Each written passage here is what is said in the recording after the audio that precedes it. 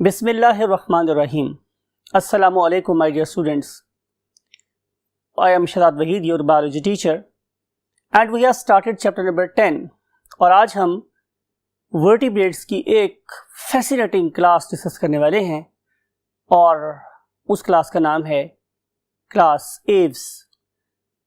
When I was listening its pronunciation, तो मुझे दो किस्म की pronunciation मिली. उनमें से एक एव्स और बहुत से लोग इसे एविस भी बोलते हैं. So what ever you like, right. इनमें कौन कौन सी प्रॉपर्टीज़ हैं, ये कैसे कैसे इवॉल्व हुए हैं, किस पीरियड में डोमिनेट किए हैं, ये सारी बातें पढ़ने के लिए let's move to the white board. Yes my dear students, I am going to introduce you with this class. कि number 1, these are the most interesting group amongst all vertebrates. और इसके अंदर जो सबसे इंटरेस्टिंग फीचर है वो इसका diagnostic feature भी है, that is the presence of what feathers. तो सबसे इंटरेस्टिंग फीचर इसमें ये है कि ये रखते हैं क्या, फेदर्स, राइट. अब फेदर्स क्या होते हैं, कितनी किस्मों के हो सकते हैं, इनको हम अगले किसी पॉइंट में डिस्कस करेंगे. अगर हम बात करें इनकी एवोल्यूशन की, राइट, यू नो कि हमारा कॉन्सेप्ट ये है कि चीज़ें पहले बहुत सादा थी और वक्त गुजरने के साथ साथ ये कॉम्प्लेक्स होती चली गई, राइट. और अब आप इस पर्टिकुलर इमेज को देखें, इसमें आप लोगों को एक एवोल्यूशनरी ट्री नज़र आ रहा है. इस पर्टिकुलर ट्री में you can see very easily कि इन पर्टिकुलर ऑर्गेनिजम्स का, जिन्हें हम एव्स बोल रहे हैं या बर्ड्स बोल रहे हैं, they are basically reptilian in origin, right. और आपको पता है कि रेप्टाइल्स में हमारे पास एक ग्रुप था, उसका नाम क्या था, व्हाट, डायनासोर्स. और ये डायनासोर्स ही थे जिन्होंने फाउंडेशन रखी उस ऑर्गेनिज्म की कि जिसे हम आज बर्ड्स के नाम से जानते हैं. लेकिन अगर आप इस डायग्राम को इस पर्टिकुलर पॉइंट पे जरा गौर से देखें तो आपको नजर आएगा कि हम लोग मीन्स मैमल का ओरिजिन भी यहीं से हुआ है, यानी कि मैमल्स और बर्ड्स दोनों का एंसेस्टर एक ही है, लेकिन इनकी राहें बाद में जुदा जुदा हो गई. और ये according to surrounding, according to the need and body capabilities, दो डिफरेंट लाइंस पे क्या हुए, इमर्ज हुए, राइट. उनमें से एक चीज क्रिएट हुई जिससे अल्लाह ताला ने क्या कहा कि लक़द खलक़नल इंसान फ़ी अहसनि तक़वीम, और दूसरा जाहिर है फ्लाई करने वाले ऑर्गेनिज्म बन गए जिन्हें हम लोग बर्ड्स के नाम से जानते हैं. तो ये है इस पर्टिकुलर डायग्राम की डिस्क्रिप्शन. अब हम चलते हैं नेक्स्ट पर्टिकुलर पॉइंट पर. आपकी बुक को फॉलो करना है मैंने. तो बुक पे क्या लिखा हुआ है, अर्लीस्ट नोन एवियन फॉसिल, कि आप लोगों के पास जो सबसे प्रिमिटिव रिकॉर्ड मिलता है आप लोगों को किसका, एवियन फॉसिल का. तो हमें क्या करना पड़ेगा, डेफिनेटली हमें किसी सेडिमेंट्री रॉक के पास जाना पड़ेगा. एंड देन आप याद करें चैप्टर नंबर 1, मैंने आपसे ये बात कही थी कि हम किसी सेडिमेंट्री रॉक को ड्रिल करते हैं और ड्रिल करने के बाद हम उसमें डिफरेंट किस्म के सॉइल सैंपल निकालते हैं और उस पर्टिकुलर सॉइल सैंपल को फिर हम स्टडी करते हैं. तो आपको ये बड़ी बात भी बताई गई थी कि जो लेयर टॉप पर है इट इज़ मोर रिसेंट और जो लेयर डीपर इन पोजिशन है इट इज़ मोस्ट प्रिमिटिव. तो जब मैंने जुरासिक पीरियड की सेडिमेंट्री रॉक्स को स्टडी किया तो उसमें मुझे एक फॉसिल मिला, that is called as Archaeopteryx. लेकिन मैं आपको बोलने की गर्ज से, स्पेल याद करने की गर्ज से इसका एक और नाम बता रहा हूँ, that is called as archaeopteryx. यानी कि आपने पी माइंड में रखना है, लेकिन बोलते हुए हम आमतौर पे पी नहीं बोलते, हम बोलते हैं आर्कियोटेरिक्स, राइट. अब ये जो आर्कियोटेरिक्स है, जैसे मैंने पहले बोला कि it is basically you can से व्हाट, जुरासिक इन ओरिजिन. अब हम इस पर्टिकुलर ऑर्गेनिज्म को क्यों कह रहे हैं कि ये क्या है, एक फाउंड कनेक्शन है, एक होता है मिसिंग कनेक्शन, एक होता है फाउंड कनेक्शन. मींस कि हम लोगों ने इस पर्टिकुलर इंटरमीडिएट ऑर्गेनिज्म की मदद से दो प्रेजेंट डे ग्रुप्स को ज्वाइन कर लिया. उनमें से ग्रुप कौन सा है, रेप्टाइल, दूसरा ग्रुप कौन सा है, बर्ड. तो ये कहीं एक दरमियान का ऑर्गेनिज्म है, एंड राइट. और ये जो दरमियान का ऑर्गेनिज्म है इसमें कुछ फीचर्स रेप्टाइल के पाए जाते हैं और कुछ फीचर्स बर्ड्स के पाए जाते हैं. आए हम उन पर्टिकुलर फीचर्स को देखते हैं और फिर कंक्लूड करेंगे कि वेदर हमने जो क्लेम किया है कि हमारे प्रेजेंट डे बर्ड्स कहाँ से ओरिजिनेट हुए हैं, from the reptiles and particularly categorically from the dinosaurs, वो सही आ रही। सो उसके लिए हमें क्या लेना पड़ेगा, हमें एक ब्यूटीफुल इमेज का सहारा पड़ेगा। ये पर्टिकुलरली वही इमेज है जो हम लोगों को डिफरेंट किस्म की बुक्स में नजर आता है, right. This very organism is basically what Archaeopteryx और आर्कियोप्टेरिक्स। इस आर्कियोप्टेरिक्स का जो साइज था माय डियर स्टूडेंट्स, लिखे एज यूजुअल मैंने आप लोगों के लिए क्या रखा है रेडी, डेफिनेटली फ्लो चार्ट और फ्लैश कार्ड। उसमें सबसे पहले लिखेंगे साइज के बारे में। तो इसके जो साइज था it was equal to the present day crow, यानी कि ये किसी कौवे के साइज के बराबर था, राइट। और अगर आप इसकी स्कल को देखें तो इसकी स्कल प्रेजेंट डे बर्ड जैसी है, राइट। मीन टू से कि ये लंबी सी है और इसके जो जॉज हैं they are something like the beak, beak की तरह से एक्सटेंडेड जॉज है। इसलिए मैं बोल रहा हूं कि इसका जो स्कल है it is very much similar to the present day birds. फिर इसकी जो आईज की पोजीशन है वो भी प्रेजेंट डे बर्ड्स जैसी ही है, राइट। तो अगर हम देखें तो हमें इसके अंदर एक और चीज नजर आती है, वो है presence of only one occipital condyle. तो ये सारे के सारे फीचर मुझे इस बात को मतलब सोचने पे मजबूर कर रहे हैं कि ये कोई बर्ड ही है। लेकिन जब मैं गौर करता हूं तो मुझे नजर आता है कि इसके अंदर तो एक बड़ा यूनिक फीचर है जो प्रेजेंट डे बर्ड्स में प्रेजेंट नहीं है। Now focus what at its jaws. अगर आप इसके जॉज को देख रहे हैं तो आपको क्या नजर आएगा हमारे स्टूडेंट्स कि इसके अंदर मुझे दांत नजर आ रहे हैं जो प्रेजेंट डे बर्ड्स में नहीं थे। और आपको पता है कि जो दांत है बड़े हैवी किस्म के वो तो सिर्फ और सिर्फ हमें रेप्टाइल्स के डायनासोर ग्रुप में ही नजर आते। तो इस तरीके से ये जो मेरे पास ऑर्गेनिज्म है ये मुझे हिस्ट्री को पीप करने का, वापस आने का मौका देता है, right. So this very organism have got the teeth in the jaws, right. और जो आपको इस इमेज में नजर भी आ रहा है कि this very organism it is basically holding its prey, इस प्रे को पकड़ा हुआ है। इसका मतलब ये है कि ये बेसिकली एक कार्निवोरस ऑर्गेनिज्म था, राइट। तो बात हो रही है प्रिमिटिव कैरेक्टर की। तो presence of teeth in the jaws, in extended jaws is a primitive character, is a reptilian character, right. लेकिन जब मैं बात करता हूं एक बड़े ही यूनिक कैरेक्टर की, that is presence of wings, तो ये मुझे किसी भी रेप्टाइल में नजर नहीं आता। ये एक ऐसा एवोल्यूशनरी स्टेप था जो मुझे सिर्फ और सिर्फ किस पे नजर आता है, कहां नजर आता है स्टूडेंट्स, डेफिनेटली आर्कियोप्टेरिक्स में।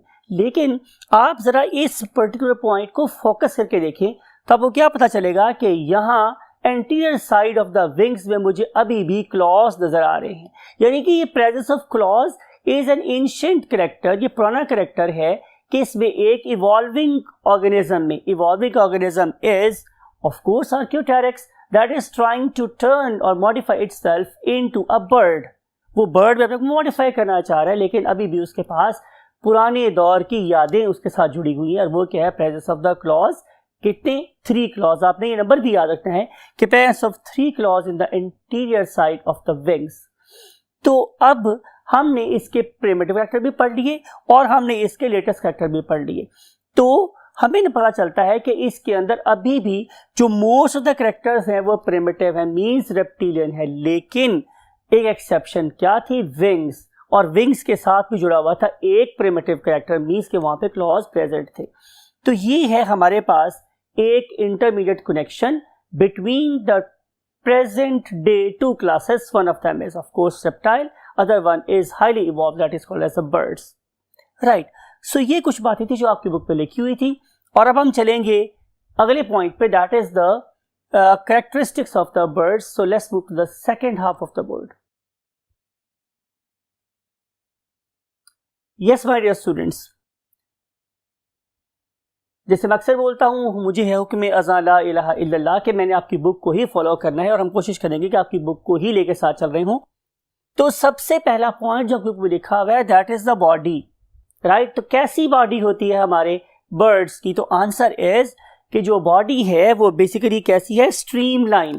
तो हम लिख सकते हैं यहाँ के shape wise body is streamline. अगर कोई बंदा आपसे ये पूछ ले कि स्ट्रीमलाइन बॉडी क्या होती है, तो आप बोलेंगे एक ऐसा स्ट्रक्चर जो किसी भी मीडियम में मूव करते हुए लीस्ट रेजिस्टेंस ऑफर करे। लीस्ट रेजिस्टेंस का वर्ड मैं यूज कर रहा हूँ हमारे स्टूडेंट्स, सबसे कम मज़ाहमत दे, तो उसे हम क्या बोलेंगे कि डेफिनेटली स्ट्रीमलाइन बॉडी।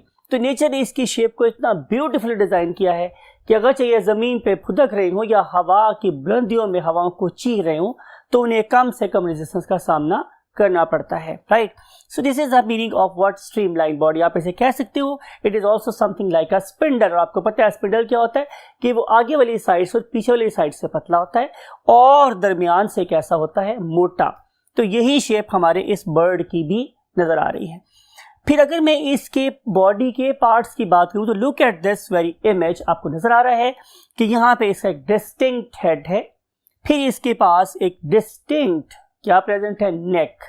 फिर उसके बाद third part that is called the trunk, also called as a main body, that is bearing basically the various body organs.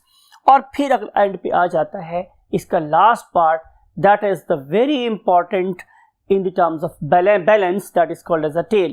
तो इससे कितने पार्ट्स हो गए students, 4 parts, head, neck, trunk and tail. तो आइए हम इनके पार्ट्स लिख भी लेते हैं। तो नंबर 1 जो हमारे पास पार्ट है that is called as head,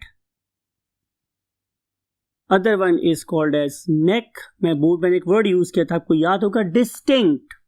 एक डिस्टिंक्ट नेक है और फिर उसके बाद प्रेजेंट है हमारे पास उसकी trunk, that is a main body, and the last thing is called as the balancing organ of the organism, that is called as a tail।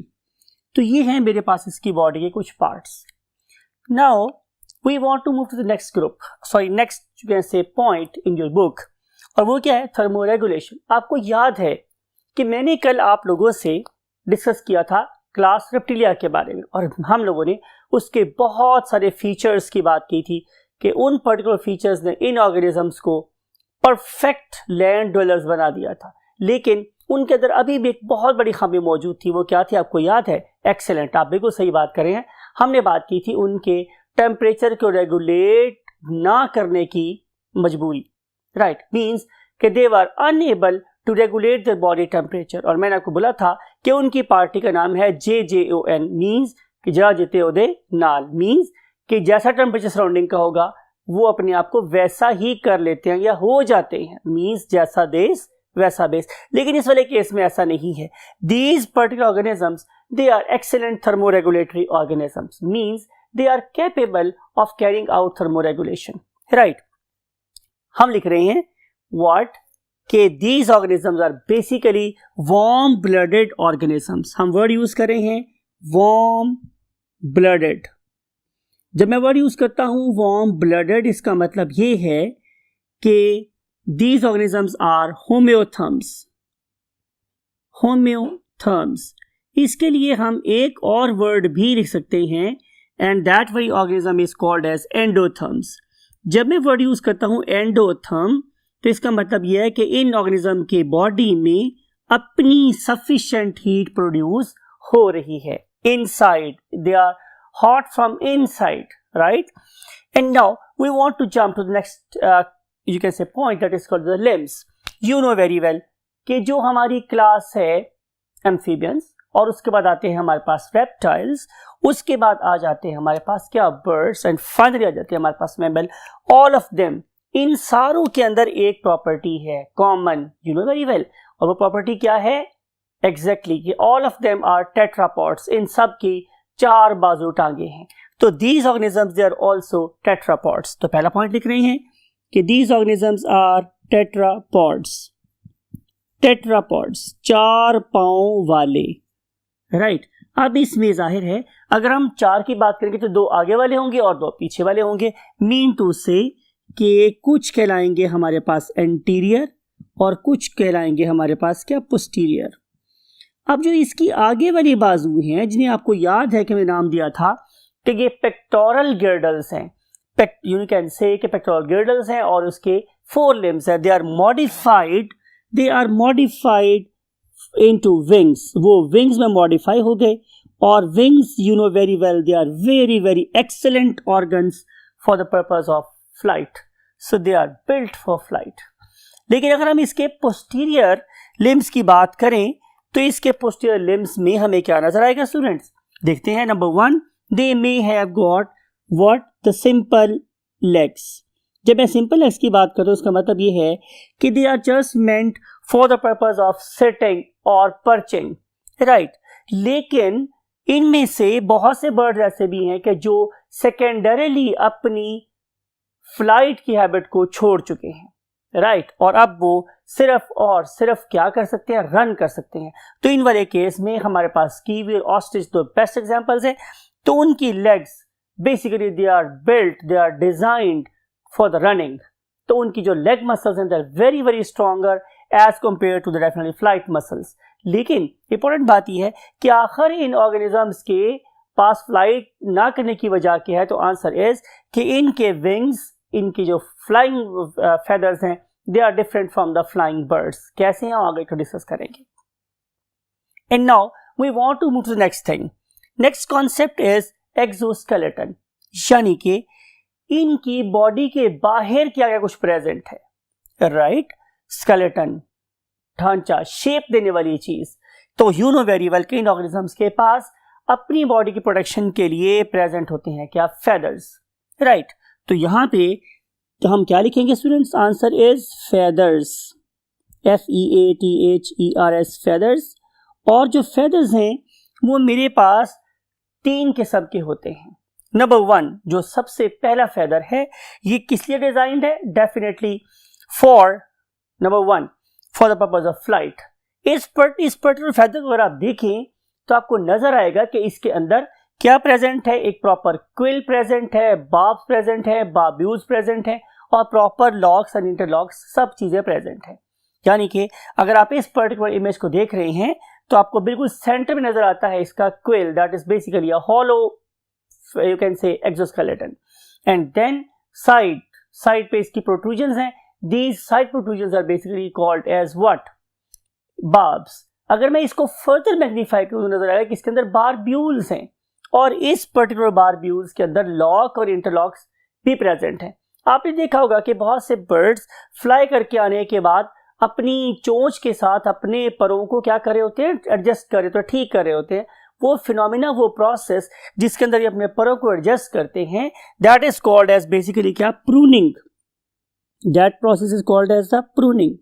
अब इस पर्टिकुलर प्रूनिंग में जाहिर है इनकी बीक्स तो रोल प्ले कर ही रही है, लेकिन जरा आप इस इमेज को देखें, इसमें आपको नजर आएगा कि इन बर्ड्स की बैक के ऊपर एक एल्फी टाइप, मैंने वर्ड यूज किया आप लोगों के साथ एल्फी टाइप, लेकिन basically it is an oil gland. It is called as uropygial gland. इस यूरोपाइजियल ग्लैंड के अंदर क्या प्रेजेंट है? एक ऐसा ऑयल जो इनकी लॉक्स और इंटरलॉक्स को दोबारा से लॉकअप करने के काम आ सकता है। और अगर कोई डैमेज हुआ हो इस पर्टिकुलर बर्ड को ड्यूरिंग द फ्लाइट, और if it is a swimming bird, तो जब इसने स्विम किया, डाइव किया इनटू द वाटर, तो ये वाली हुक्स और लॉक्स एंड इंटरलॉक्स से डिस्टर्ब हो सकती हैं। तो ये वाले बर्ड्स दोबारा आके प्रूनिंग के जरिए से उस पर्टिकुलर एरर को रेक्टिफाई करते हैं, ठीक करते हैं, and they fly again, right. फिर इसके अलावा यूरोपाइजियल ग्लैंड की सेक्रेशन का एक काम और भी है कि ये किसी भी फेदर को एब्रेसिव डैमेज से बचाएंगे। ज़ाहिर है फ्लाई करते हुए कभी बारिश हो सकती है, और जब वो पानी में डाइव करेंगे तभी बारिश हो सकती है। तो उसमें एसिडिक कोरोजन से बचाने का काम भी यही वाला ग्लैंड कर रहा होता है।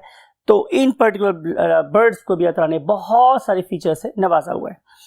अब हम बात करेंगे इनके एंडोस्केलेटन की, मीन्स इनके अंदर वाले स्केलेटन की। Why these birds can fly?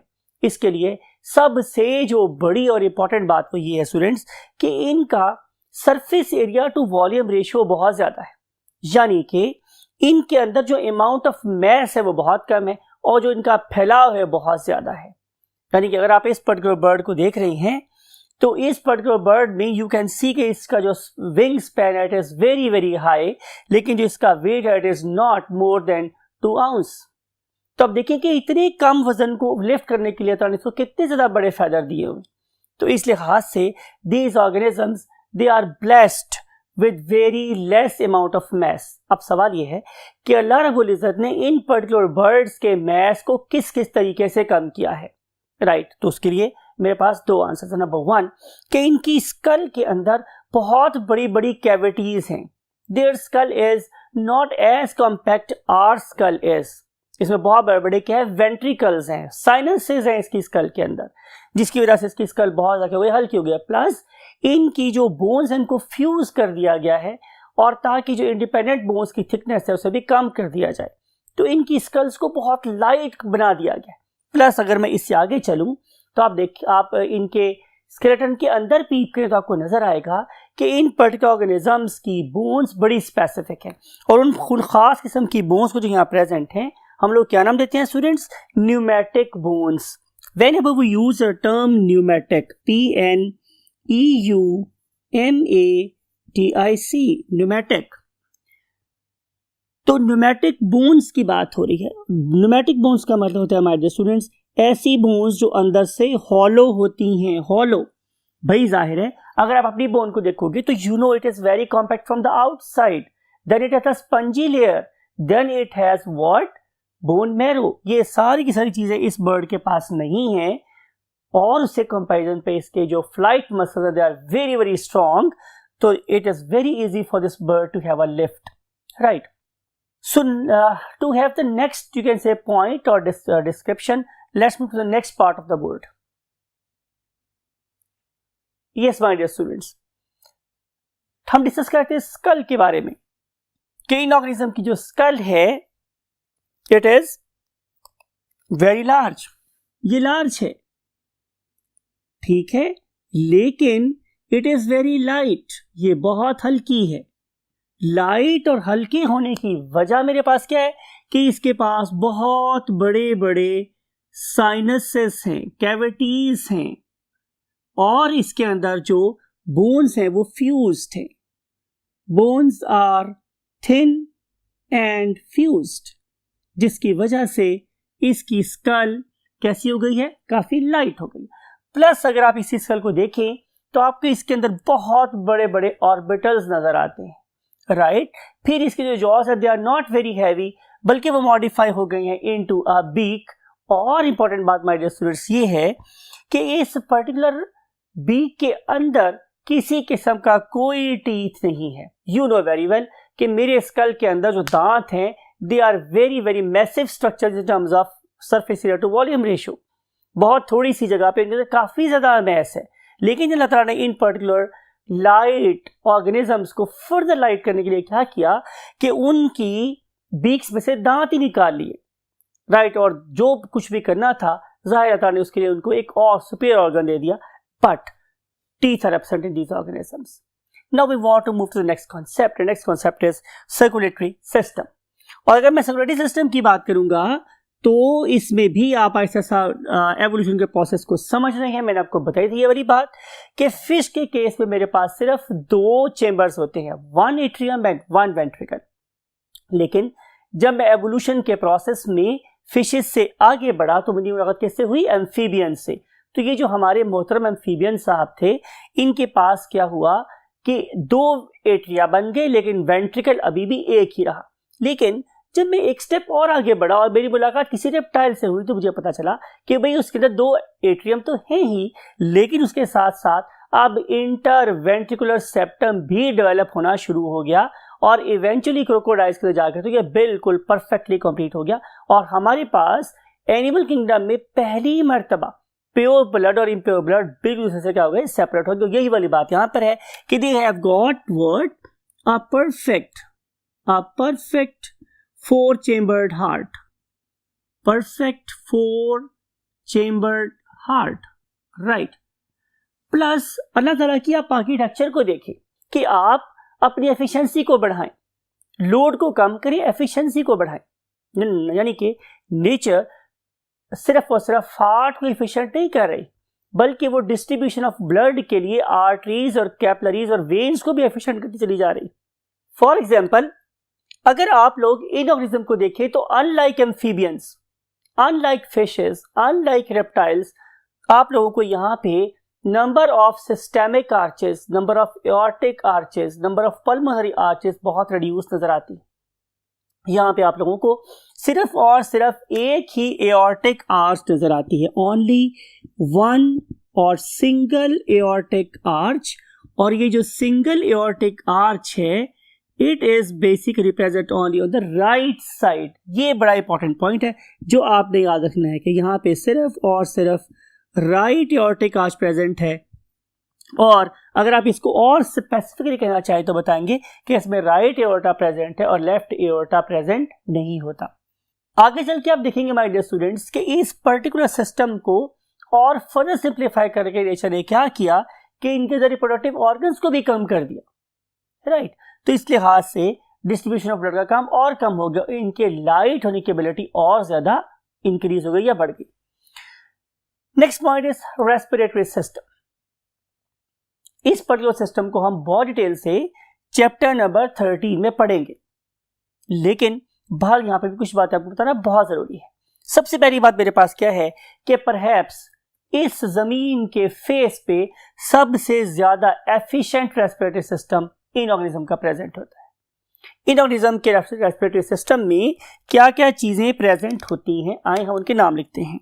Number 1, जो सबसे पहली चीज हमारे डियर स्टूडेंट्स वो है लंग्स। डेफिनेटली इनके पास लंग्स आर प्रेजेंट, लेकिन ये लंग्स हमारे लंग्स जैसे नहीं है। These lungs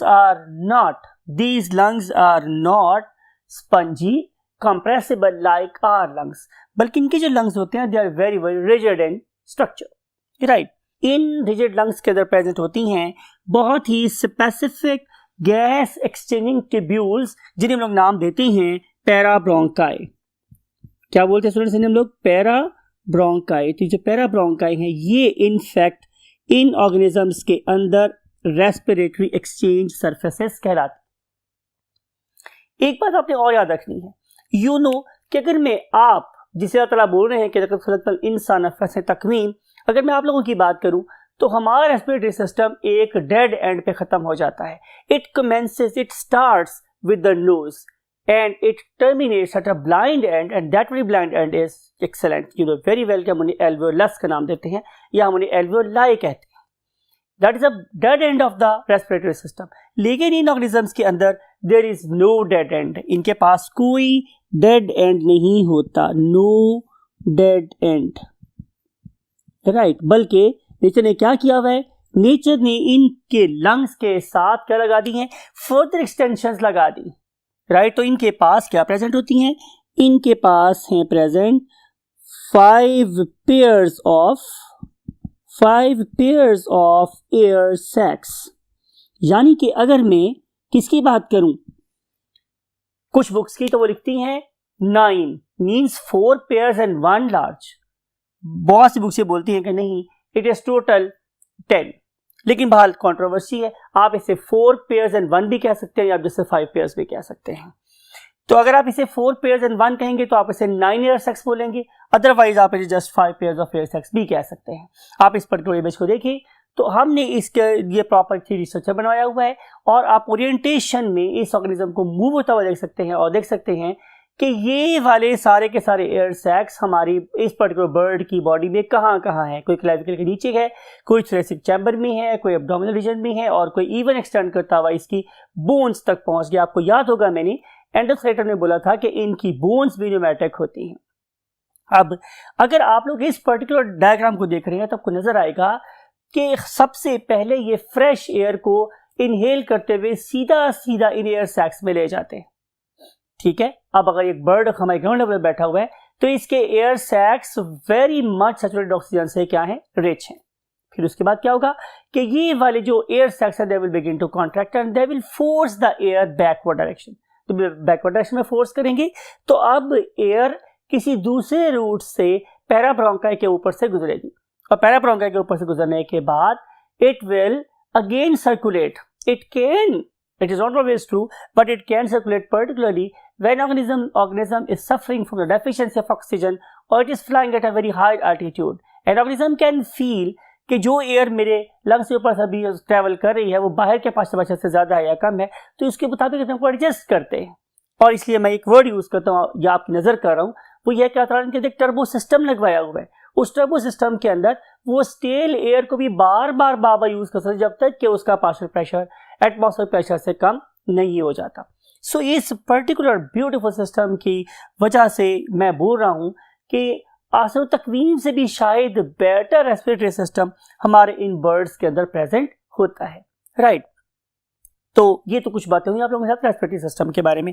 now we want to move to the next concept that is called as a voice. ये ऑर्गेनिज्म कैसे बोलते हैं? रिमेंबर, आप लोगों की बॉडी के अंदर या मेरी बॉडी में क्या प्रेजेंट है? एक अंदर vocal cord, right, and that particular vocal cord is lying in the larynx.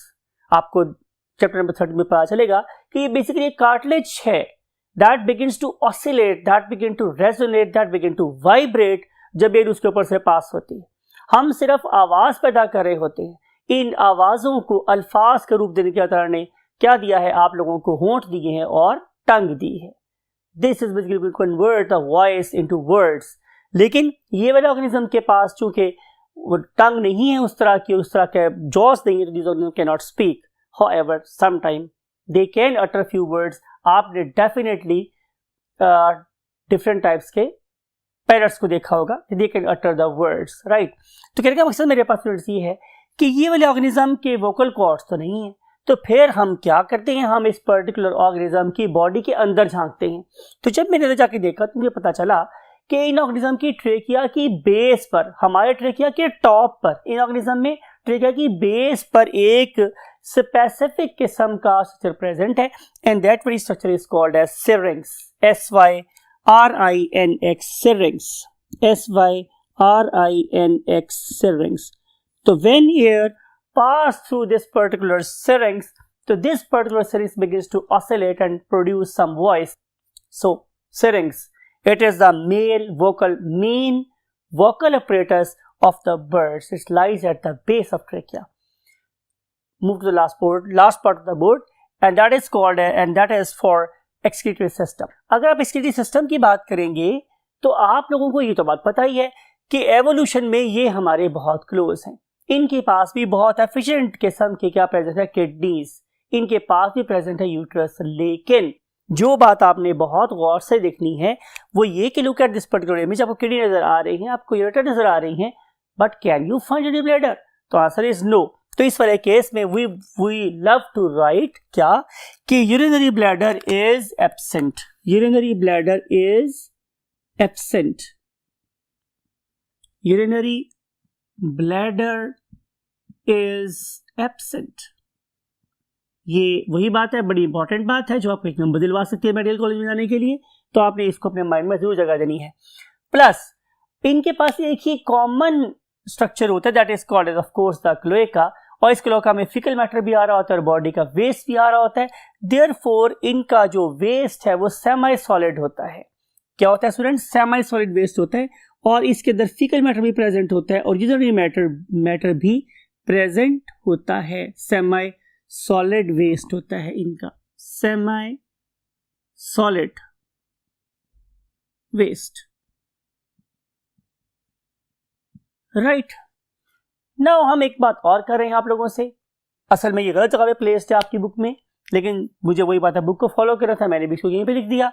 वो वर्ड क्या है? गिजर्ड। अब मैंने आपको याद होगा कि मैंने जब बीक पढ़ाई थी तो मैंने आपसे ये वर्ड कहे थे कि इनकी बीक में दांत नहीं होते। ये जो the teeth are main grinding apparatus. Teeth का काम बेसिकली क्या है कि वो बाइट करे, वो शेयर करे, वो ग्राइंड करे किसी भी चीज को, और ग्राइंड करने के बाद इट विल बी स्वॉलोड। लेकिन अगर आप इन ऑर्गेनिज्म को देखें तो इनमें तो टीथ है ही नहीं, तो फिर अल्लाह रब्बुल इज्जत ने क्या किया? इनको एक और मोर एफिशिएंट ग्राइंडिंग अपरेटस दिया, and that very efficient grinding apparatus is what? The gizzard. ये उसका रिजर्वायर भी है और इनका गिजर्ड भी है, सॉरी इनका ग्राइंडिंग अपरेटस भी है। Last thing, second last thing of the topic that is called as a running bird, discuss कर चुके हम आप लोगों के पास कि अगर आप लोग एग्जाम्पल लेते हो किसकी? कीवी की, और अगर आप एग्जाम्पल लेते हो ऑस्ट्रिच की, तो इन दोनों केसेस में what? True feathers are absent. जब मैं बात करता हूं ट्रू फेदर की, तो इसका मतलब मेरे पास ये हमारे स्टूडेंट्स, उनके पास प्रॉपर बाब्स होने चाहिए, बाब्स के बाद बाब्यूज होने चाहिए, उनके पास लॉक्स एंड इंटरलॉक्स प्रेजेंट होने चाहिए। लेकिन ये वाली चीजें हमें इसमें नजर नहीं आती। इसका मतलब ये है कि इनके जो फेदर्स हैं they can not literally press the air. आपको पता है कि जब हम इस फेदर को देखें कि इस पर्टिकुलर फेदर में जब हम हवा को किसी कर्व सरफेस के ऊपर से गुजारते हैं तो हवा ऊपर की तरफ कूदती है और नीचे वैक्यूम क्रिएट होता है और जिसकी वजह से बर्ड्स को लिफ्ट मिलती है। और उसके लिए जो फेदर्स हैं basically acting as something like a parachute, वो हवा को प्रेस करने के काम कर रहे होते हैं। लेकिन रनिंग बर्ड्स में तो हमारे पास बाब्स और बाबीज प्रेजेंट ही नहीं है, तो उस वाले केस में ये डेफिनेटली एयर को प्रेस नहीं कर सकते। जब एयर को प्रेस नहीं करेंगे तो ज़्यादा लिफ्ट भी नहीं करेंगे। तो उन्होंने फिर अल्लाह ताला ने क्या किया, इनको एक बेटर सजेशन दी, वो ये कि इनके जो पेल्विक मसल्स हैं, I am going to write the word for you, that is the pelvic muscles. Whenever you use pelvic muscle, इसका मतलब है कि पेल्विक के muscles of the hip region, pelvic region, इसके muscles they are extraordinary strong. और इस particular group of muscles की वजह से this ostrich can run very fast, even faster than the man. Last topic of the topic, last point of the topic वो ये है students reproduction. Reproduction के बारे में कुछ बातें आप लोगों से हम करेंगे, ज़्यादा पॉइंट्स पे लिख रखे हैं हम लोगों ने। Number 1 sexes, and you know कि हमारे बर्ड्स में सेक्सेस आर सेपरेट। सेक्सेस कैसे हैं मेरे पास, सेपरेट, यानी कि आप लोग मेल क्रो को और फीमेल क्रो को पहचान सकते हैं, आप लोग मेल पैरट और फीमेल पैरट को पहचान सकते हैं, आप लोग मेल स्पैरो और फीमेल स्पैरो को पहचान सकते हैं। फ्यू केसेस में सेक्सुअल डाइमॉर्फिज्म मींस के इनकी डिस्क्रिप्शन बहुत आसान होती है, लेकिन कुछ केसेस में you have to have very expert eye. और अगर हम बात करेंगे इनकी फर्टिलाइजेशन की, तो fertilization is internal, fertilization is internal. However इस वाले केस में भी true penis is still absent, true penis is still absent. तो यहाँ पर भी एक रिवर्सेबल बाहर निकलने वाला स्पर्माथिका होता है, that is basically filled with the sperms, और इस पर्टिकुलर स्पर्म को इस पर्टिकुलर सैक के थ्रू इवर्ट करके फीमेल बॉडी में ट्रांसफर कर दिया जाता है। But fertilization is internal and that very female is going to lay the fertilized eggs, right. सारे स्पर्म फीमेल बॉडी में चले गए हैं तो they will fertilize an egg. और उसके लिए मैंने एक वर्ड लिखा हुआ है, टाइप ऑफ द एग। जो एग हमारे बर्ड्स में पाया जाता है उसको हम लोग नाम देते हैं what, megalecithal egg, megalecithal egg. Whenever I say mega, mega का मतलब होता है बहुत बड़ा, और लेसिथल का मतलब होता है यूक, अमाउंट ऑफ लिपिड। तो यहाँ पे बहुत ही ज़्यादा अमाउंट ऑफ यॉक प्रेजेंट होती है इन ऑर्गेनिज्म के एग में।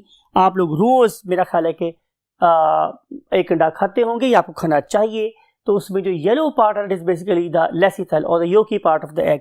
और आपको ये वाली बात भी पता है कि इस पर्टिकुलर एग में प्रॉपर वही 3 चीज़ें प्रेजेंट होगी जो मैंने कल भी पढ़ी थी, means amnion, chorion and allantois, और के फंक्शन भी पढ़े थे, protection, respiration and storage of the waste products.